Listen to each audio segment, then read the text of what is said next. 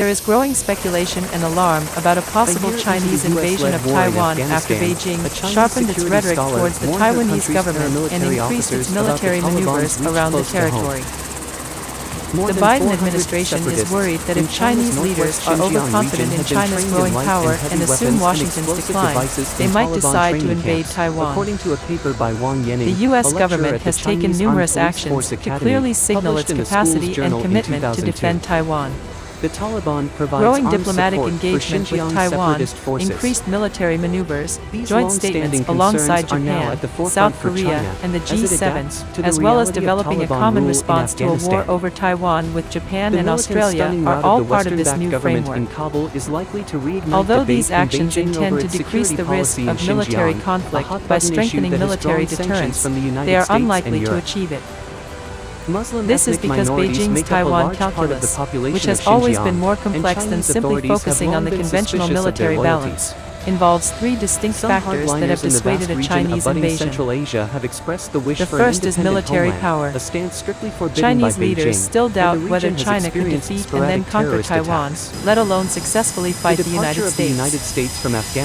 Secondly, there is an understanding that war over Taiwan would portend disastrous consequences for China's economy, foreign relations, and global image. Worse still, a conflict could pose an existential risk to the Chinese Communist Party.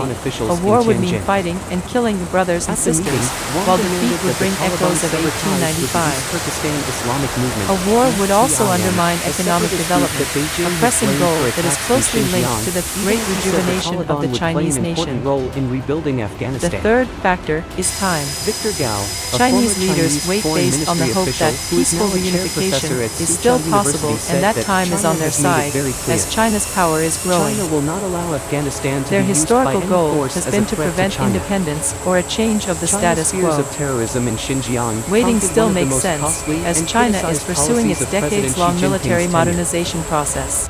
In 2017, by ignoring these last two factors, Washington risks focusing too much on the assumption that Chinese leaders have become overconfident about the erosion of military deterrence. Fear of the United States was never the sole factor preventing a Chinese invasion in the first place. Including women and the elderly. Hong Kong illustrates this thinking well. Without having to contend with the possibility of an opposing military, Beijing remained acutely aware of the economic and diplomatic consequences of sending military or paramilitary troops to directly suppress protests. It instead adopted a slower strategy of tightening control to reduce the political costs of its actions. Beijing only imposed national security legislation on Hong Kong when the problem had gotten out of hand, not as a proactive measure. The Chinese leadership tried to gradually build control over the territory for years, believing time was on its side. It only implemented radical measures, and it believed the status quo was changing to its detriment.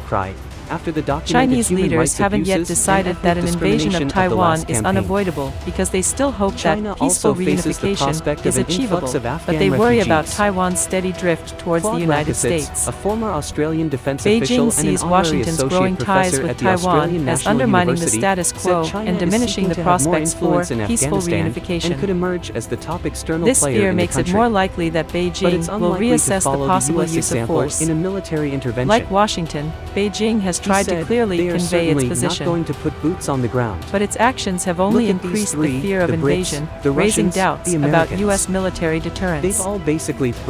Thus, there are growing calls for Washington to abandon its policy of strategic ambiguity in favor of an explicit defense commitment to Taiwan. But the question in Beijing isn't whether the United States will intervene, or about the strength of the U.S. military. Chinese leaders are asking themselves how committed the United States will be to a war over Taiwan.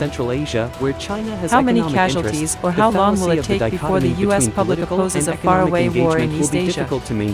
Chinese leaders are, by contrast, perfectly aware of how strong their own commitment to Taiwan is. The U.S. government can change its policy of strategic ambiguity, but that will not dispel Chinese doubts over how long Washington would keep up a fight over Taiwan. This dilemma isn't new for Chinese policymakers. It has been on their minds for decades. But now, as the cliché of ending Washington's forever wars and opposition to foreign military entanglements grow in popularity, Beijing's doubts are likely to amplify. An associate professor at The Biden administration's decision to withdraw U.S. troops from Afghanistan, against the advice of military officials, could raise doubts in Beijing about U.S. staying power. As Washington abandons Afghanistan today, Chinese leaders could believe that it might be Taiwan tomorrow. Beijing's dilemma isn't about whether decision-makers in Washington will send troops to defend Taiwan, but how long before the national mood sours and U.S. politicians have to listen to voters. 我说过，国家安全从来就不是靠卑躬屈膝，而是要仰赖最坚实的国防。而我们所有的国军官兵就是国防的核心。汉光演习是国军每年年度的大事，验收我们国军战力的发展，更是要让国际间看到我们守护国土的决心与努力。Once we consider all the factors that inform Beijing's Taiwan calculus, it becomes clear the problem cannot be resolved with more diplomatic statements, increased engagement with Taiwan, or more military deployments, because none of these strengthen deterrence. If Beijing perceives Taiwan and the United States to be growing closer, those actions risk increasing tensions. By contributing to this perception, the U.S. government is undermining its own goal of reducing tensions and preventing an invasion of Taiwan. From 2 decades ago. China may suffer more from radicalization in Afghanistan.